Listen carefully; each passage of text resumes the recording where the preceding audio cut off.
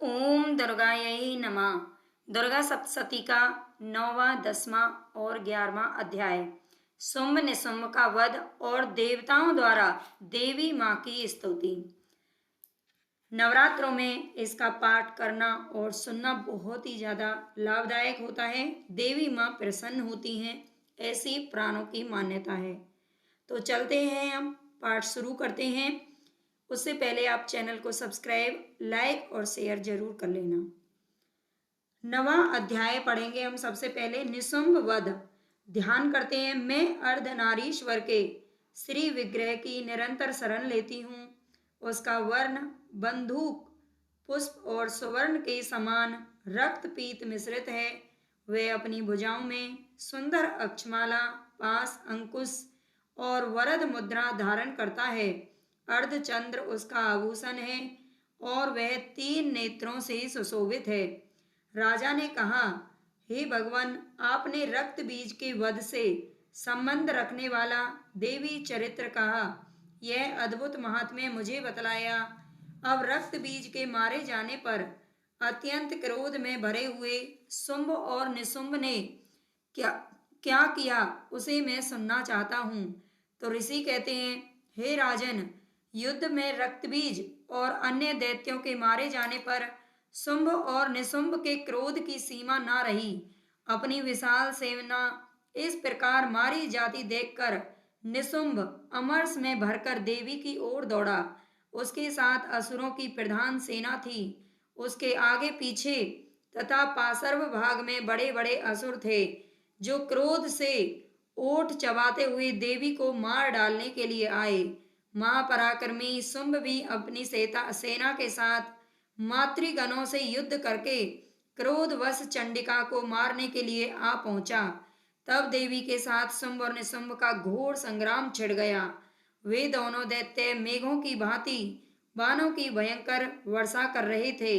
उन दोनों के चलाए हुए बाणों को चंडिका ने अपने बाणों के समूह से काट डाला और शस्त्र समूहों की वर्षा करके उन दोनों दैत्यपतियों के अंगों में भी चोट पहुंचाई।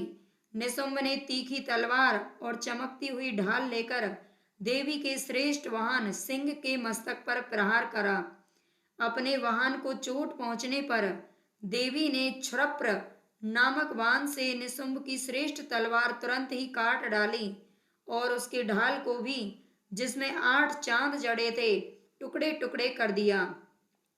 ढाल और तलवार के कट जाने पर उस असुर ने शक्ति चलाई, किंतु सामने आने पर देवी ने चक्र से उसके भी 2 टुकड़े कर दिए। अब तो निशुंभ क्रोध से जल उठा और उस दानव ने देवी को मारने के लिए शूल उठाया, किंतु देवी ने समीप आने पर उसे भी मुक्के से मारकर चूर्ण कर दिया। तब उसने गदा घुमाकर चंडिका के ऊपर चलाई, परंतु वह भी देवी के त्रिशूल से कटकर भस्म हो गई। इसके बाद निशुंभ को फरसा हाथ में लेकर अपनी ओर आते देख देवी ने बाण समूहों से घायल कर उसे धरती पर सुला दिया। उस भयंकर पराक्रमी भाई निशुंभ के धराशायी हो जाने पर शुंभ को बड़ा क्रोध आया और वह अंबिका का वध करने के लिए आगे बढ़ा। रथ पर बैठे बैठे ही उत्तम आयुधों से सुशोभित अपनी बड़ी बड़ी 8 अनुपम भुजाओं से समूचे आकाश को ढककर वह अद्भुत शोभा पाने वाला, उसे आते देख देवी ने शंख बजाया और धनुष की प्रत्यंचा का भी अत्यंत दुस्सह शब्द किया। साथ ही अपने घंटे के शब्द से, जो समस्त दैत्य सैनिकों का तेज नष्ट करने वाला था, संपूर्ण दिशाओं को व्याप्त कर दिया। इसके बाद सिंह ने भी अपनी दहाड़ से, जिसे सुनकर बड़े बड़े गजराजों का महान मद दूर हो जाता था, आकाश, पृथ्वी और 10 दिशाओं को गुंजायमान कर दिया। फिर काली ने आकाश में उछलकर अपने दोनों हाथों से पृथ्वी पर आघात किया। उससे ऐसा भयंकर शब्द हुआ जिससे पहले के सभी शब्द शांत हो गए। उस समय देवी ने शिवदूती ने दैत्यों के लिए अमंगलजनक अट्टहास किया। इन शब्दों को सुनकर समस्त असुर थर्रा उठे, किंतु शुंभ को बड़ा क्रोध आया। उस समय देवी ने जब शुंभ को लक्ष्य करके कहा, ओ दुरात्मन, खड़ा रहे, खड़ा रहे।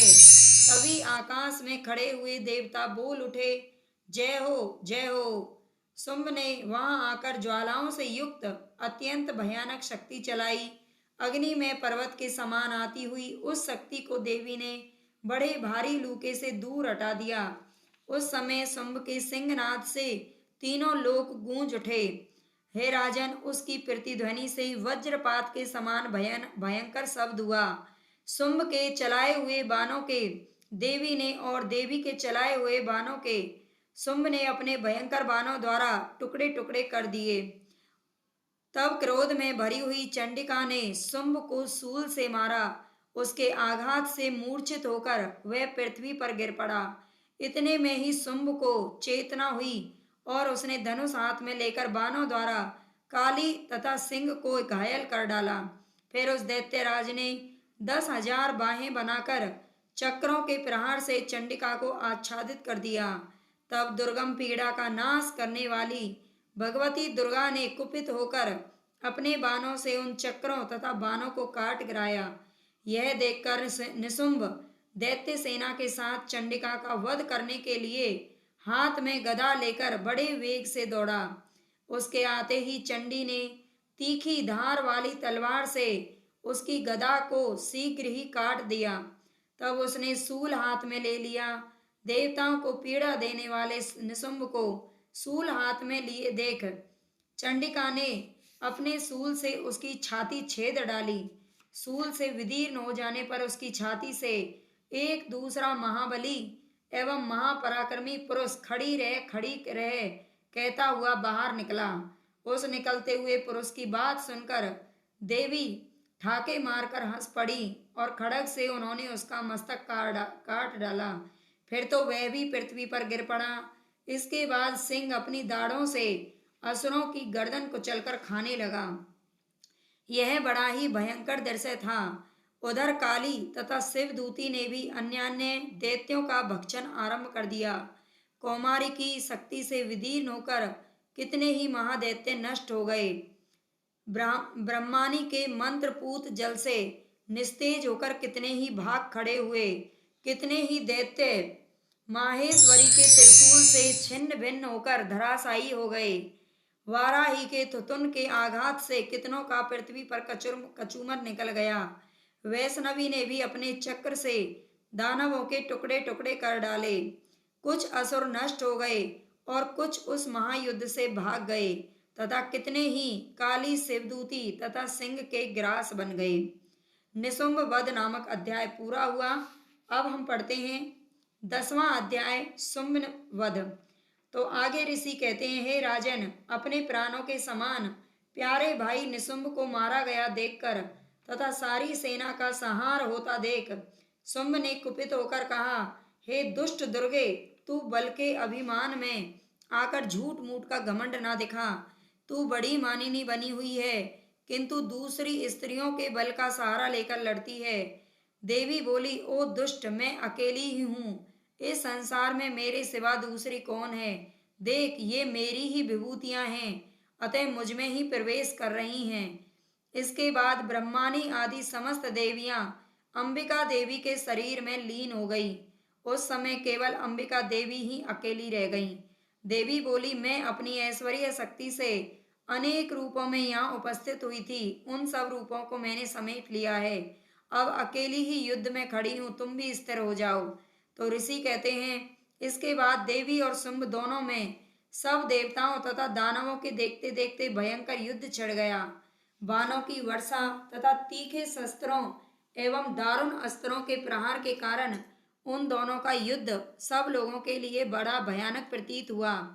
उस समय अंबिका देवी ने जो सैकड़ों दिव्य अस्त्र छोड़े, उन्हें दैत्यराज शुंभ ने उनके निवारक अस्त्रों द्वारा काट डाला। इसी प्रकार शुंभ ने भी जो दिव्य अस्त्र चलाए, उन्हें देवी ने नष्ट कर दिया। तब उस असुर ने सैकड़ों बाणों से देवी को आच्छादित कर दिया। यह देखकर क्रोध में भरी हुई उस देवी ने भी बाण मारकर उसका धनुष काट दिया। धनुष कट जाने पर फिर दैत्यराज ने शक्ति हाथ में ली तो देवी ने अपने चक्र से उसकी शक्ति को काट गिराया। इसके बाद दैत्यों के स्वामी शुंभ ने 100 चांद वाली चमकती हुई ढाल और तलवार हाथ में लेकर उस समय देवी पर धावा बोल दिया। उसके आते ही चंडिका ने अपने धनुष से छोड़े हुए तीखे बाणों द्वारा उसकी सूर्य किरणों के समान उज्जवल ढाल और तलवार को तुरंत काट दिया। फिर उस दैत्य के घोड़े और सारथी मारे गए। धनुष पहले ही कट चुका था। अब उसने अंबिका को मारने के लिए परिश्रम करते हुए भयंकर मुदगर हाथ में लिया। उसे आते देख देवी ने उस मुदगर को काट दिया, जिस पर भी वह असुर मुक्का तानकर बड़े वेग से देवी की ओर झपटा। उस दैत्यराज ने देवी की छाती में मुक्का मारा। तब उन देवी ने भी उसकी छाती में एक चांटा जड़ दिया। देवी का थप्पड़ खाकर दैत्यराज शुंभ पृथ्वी पर गिर पड़ा, किंतु पुनः सहसा पूर्ववत उठकर खड़ा हो गया। फिर वह उछला और देवी को ऊपर ले जाकर आकाश में खड़ा हो गया। तब चंडिका आकाश में भी बिना किसी आधार के ही शुंभ से युद्ध करने लगी। इस प्रकार दोनों के बीच में आकाश में युद्ध छिड़ गया। उनका वह युद्ध पहले सिद्ध और मुनियों को विस्मय में डालने वाला हुआ। फिर अंबिका ने शुंभ के साथ बहुत देर तक युद्ध करने के बाद उसे उठाकर घुमाया और पृथ्वी पर पटक दिया। पटके जाने पर पृथ्वी पर आने के बाद वह दुष्ट आत्मा दैत्य पुनः चंडिका का वध करने के लिए उनकी ओर बड़े वेग से दौड़ा। इस प्रकार समस्त दैत्यों के राजा शुंभ को अपनी ओर आते देख उसकी छाती छेद कर पृथ्वी पर गिरा दिया। देवी के शूल की धार से घायल होने पर उसके प्राण पखेरु उड़ गए और वह समुद्रों, द्वीपों तथा पर्वतों सहित समूची पृथ्वी को कांपता हुआ भूमि पर गिर पड़ा। इसके बाद उस दुरात्मा के मारे जाने पर संपूर्ण जगत प्रसन्न एवं पूर्ण स्वस्थ हो गया तथा आकाश स्वच्छ दिखाई देने लगा। पहले जो उत्पात सूचक मेघ और उल्कापात होते थे वे सब शांत हो गए तथा उस दैत्य के मारे जाने पर नदियां भी ठीक मार्ग से बहने लगी। इस प्रकार शुंभ वध नामक 10वां अध्याय पूरा किया हुआ। 11वां अध्याय है देवताओं द्वारा देवी की स्तुति और देवी द्वारा देवताओं को वरदान। ध्यान। ऋषि कहते हैं देवी के द्वारा वहां महादैत्यपति शुंभ के मारे जाने पर इंद्र आदि देवता अग्नि को आगे करके उन कात्यायनी देवी की स्तुति करने लगे।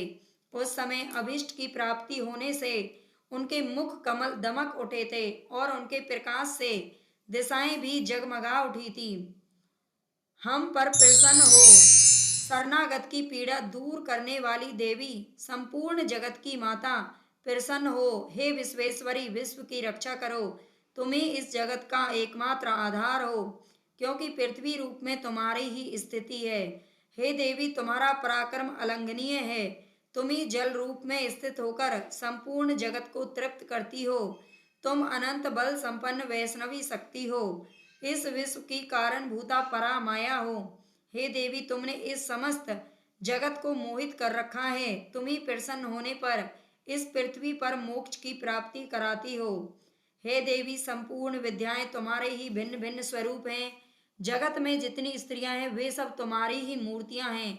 हे जगदम्बे, एकमात्र तुमने ही इस विश्व को व्याप्त कर रखा है। तुम्हारी स्तुति क्या हो सकती है जब तुम सर्वस्वरूपा देवी, स्वर्ग तथा मोक्ष प्रदान करने वाली हो। तब इसी रूप में तुम्हारी स्तुति हो गई। तुम्हारी स्तुति के लिए इससे अच्छी युक्तियां और क्या हो सकती हैं। बुद्धि रूप से सब लोगों के हृदय में विराजमान रहने वाली तथा स्वर्ग एवं मोक्ष प्रदान करने वाली नारायणी देवी, तुम्हें नमस्कार है। कला, काष्ठा आदि के रूप से क्रमशः परिणाम की ओर ले जाने वाली तथा विश्व का उपसंहार करने में समर्थ नारायणी, तुम्हें नमस्कार है।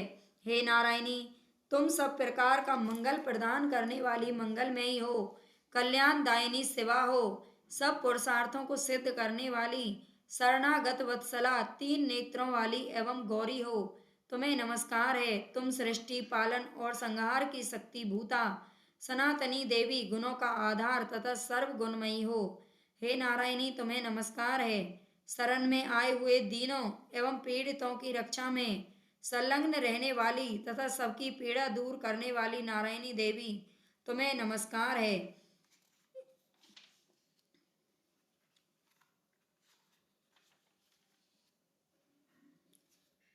इस प्रकार देवता बोले, हे सर्वेश्वरी, तुम इसी प्रकार तीनों लोकों की समस्त बाधाओं को शांत करो और हमारे शत्रुओं का नाश करती रहो। देवी बोली, हे देवताओं, वैवस्वत मनवंतर के 28वें युग में शुंभ और निशुंभ नाम के 2 अन्य महादैत्य उत्पन्न होंगे। तब मैं नंद गोप के घर में उनकी पत्नी यशोदा के गर्भ से अवतीर्ण होकर विंध्याचल में जाकर रहूंगी और उक्त दोनों असुरों का नाश करूंगी। फिर अत्यंत भयंकर रूप से पृथ्वी पर अवतार ले मैं विप्रचित नाम वाले दानवों का वध करूंगी। उन भयंकर महादैत्यों को भक्षण करते समय मेरे दांत अनार के फूल की भांति लाल हो जाएंगे। तब स्वर्ग में देवता और मर्त्य लोक में मनुष्य सदा मेरी स्तुति करते हुए मुझे रक्त दंतिका कहेंगे। फिर जब पृथ्वी पर 100 वर्षों के लिए वर्षा रुक जाएगी और पानी का अभाव हो जाएगा, उस समय मुनियों के स्तवन करने पर मैं पृथ्वी पर अयोनिजा रूप में प्रकट हो जाऊंगी और 100 नेत्रों से मुनियों को देखूंगी। इसलिए मनुष्य शताक्षी इस नाम से मेरा कीर्तन करेंगे। देवताओं, उस समय में अपने शरीर से उत्पन्न हुए शाकों द्वारा समस्त संसार का भरण पोषण करूंगी। जब तक वर्षा नहीं होगी तब तक वे शाक ही सबके प्राणों की रक्षा करेंगे। ऐसा करने के कारण पृथ्वी पर शाकंभरी के नाम से मेरी ख्याति होगी। उसी अवतार में मैं दुर्गम नामक महादैत्य का वध भी करूंगी। इससे मेरा नाम दुर्गा देवी के रूप से प्रसिद्ध होगा। फिर मैं जब भीम रूप धारण करके मुनियों की रक्षा के लिए हिमालय पर रहने वाले राक्षसों का भक्षण करूंगी, उस समय सब मुनि भक्ति से नतमस्तक होकर मेरी स्तुति करेंगे। तब मेरा नाम भीमा देवी के रूप में विख्यात होगा। जब अरुण नामक दैत्य तीनों लोकों में भारी उपद्रव मचाएगा, तब मैं तीनों लोकों का हित करने के लिए 6 पैरों वाले असंख्य भ्रमरों का रूप धारण करके उस महादैत्य का वध करूंगी। उस समय सब लोग भ्रामरी के नाम से चारों ओर मेरी स्तुति करेंगे। इस प्रकार जब जब संसार में दानवी बाधा उपस्थित होगी, तब तब अवतार लेकर मैं शत्रुओं का संहार करती रहूंगी। इस प्रकार श्री मार्कंडेय पुराण में देवी महात्म्य के अंतर्गत देवी स्तुति नामक 11वां अध्याय पूरा हुआ। ओम दुर्गायै नमः। आपको अगर जानकारी अच्छी लगी हो, दुर्गा सप्तशती या फिर दुर्गा माँ से आप खुश करना चाहते हैं, तो प्लीज़ मेरे भी चैनल को सब्सक्राइब, लाइक और शेयर जरूर कर देना।